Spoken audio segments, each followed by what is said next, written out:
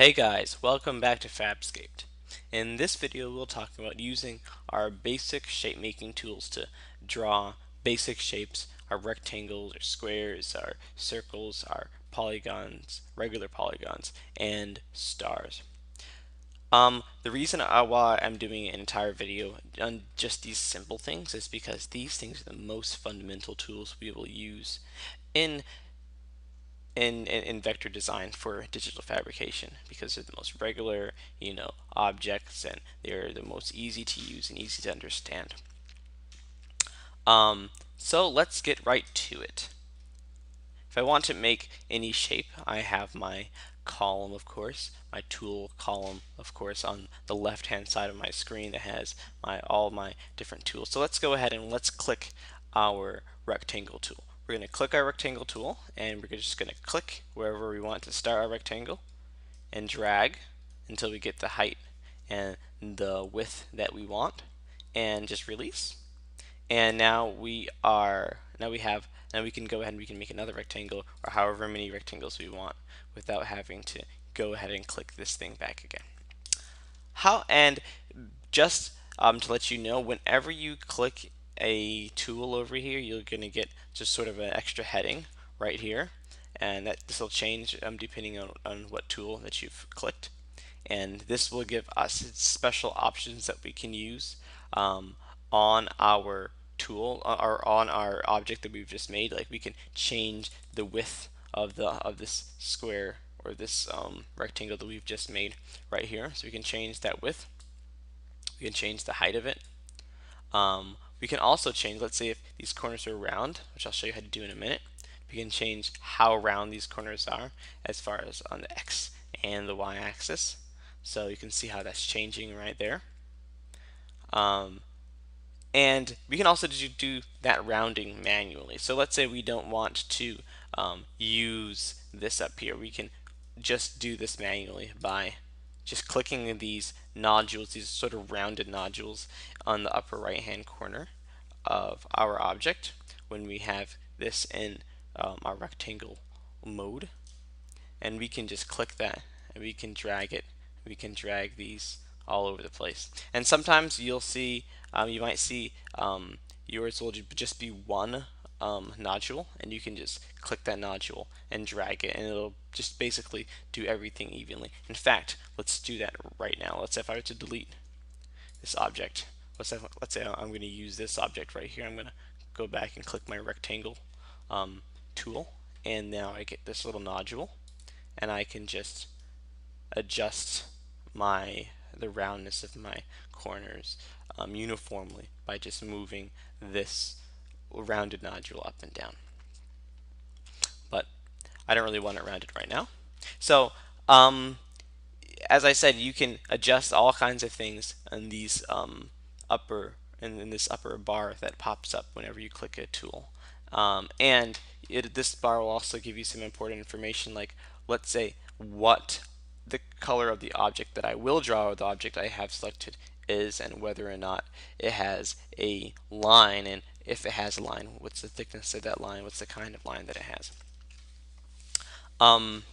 Let's go ahead and let's draw our circle or our ellipse. So we can just go ahead just as easily, just click on our ellipse, and let's change the color. Let's make this Fabscape orange. Oops, not this one. Let's make this one a Fabscape orange. So we're going to draw a circle right here, or some sort of oval, circle-ish thing. So now let's say if we were going to make this, and we also get another another nodule right there on the side. This is another editing nodule, and we can click this nodule, and this will help us do some cool things right here. And so basically what this nodule does is it allows us to have either a flat line across from extending from this point to this point, or sort of a pie structure like this. And this is also, you can also edit this up here in our bar for our ellipses and our circles. So you can determine where the circle started, what angle it starts, and at what angle it finishes. So this is kind of interesting.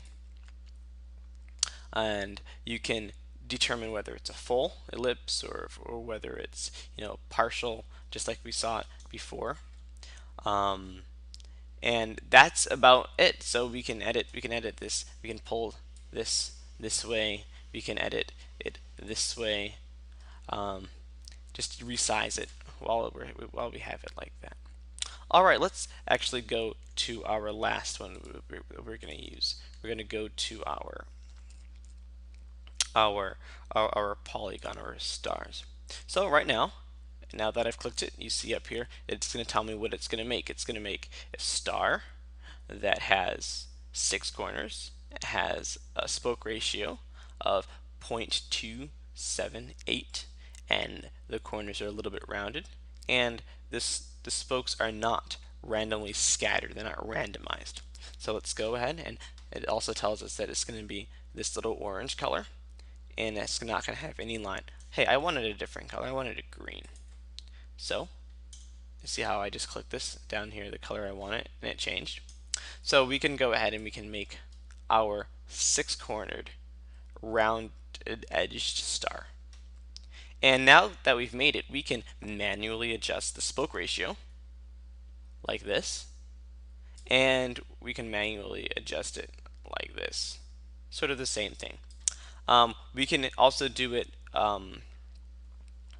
we can also plug in whatever spoke ratio we want up here, and this will actually let us determine what spoke ratio we have. We can also determine how round the corners are, if they're round at all. Let's say I don't want it round at all, so I just made it. I put it to 0. Let's put it to this to 0.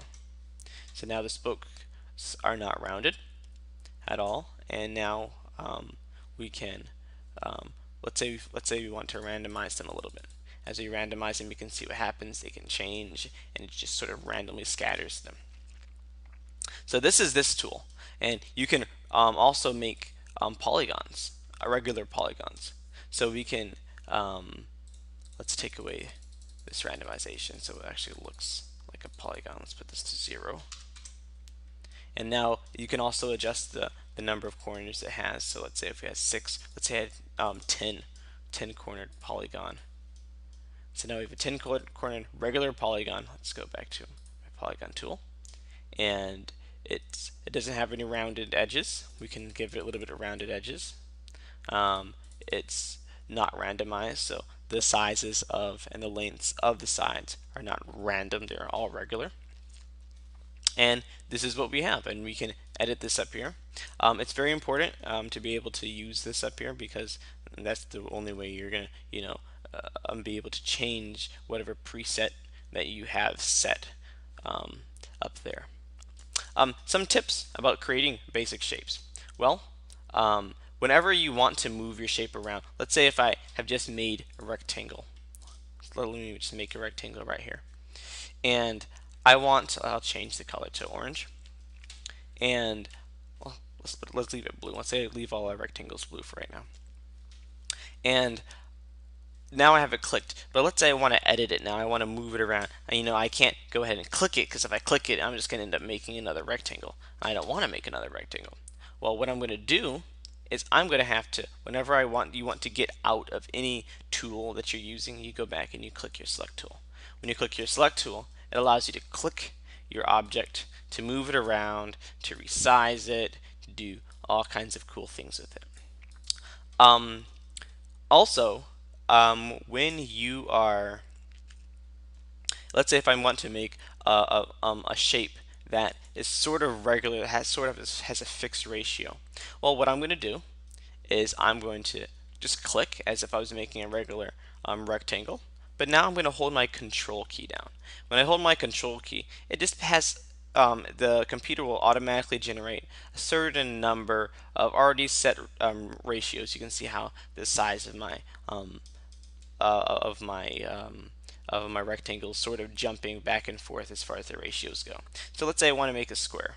I'm going to get it until it's in this sort of a square mode. I can just pull and then just release, and now I have a square. And you can actually, when I click my select tool, it's going to go back and it's going to show me the exact size of my object, and you can see that indeed it is a square, 154 154.834 by 154.834 pixels. So this is indeed a square. This goes this sort of control and drag to get regular or actually set ratios goes for making pretty much any object. If I want to make a circle, I can just go ahead, click, and drag until I have sort of my circle ratio right there. I can release it, and this is also going to be a circle. You can see this is indeed a circle. These are just some sort of tips when you're making your objects, and I hope this was helpful. In the next videos, we'll talk more about more complex shapes and how we can use these shapes to integrate them with each other to make more complex shapes and stuff like that. But this is the end of this video, and I'll see you guys in the next one.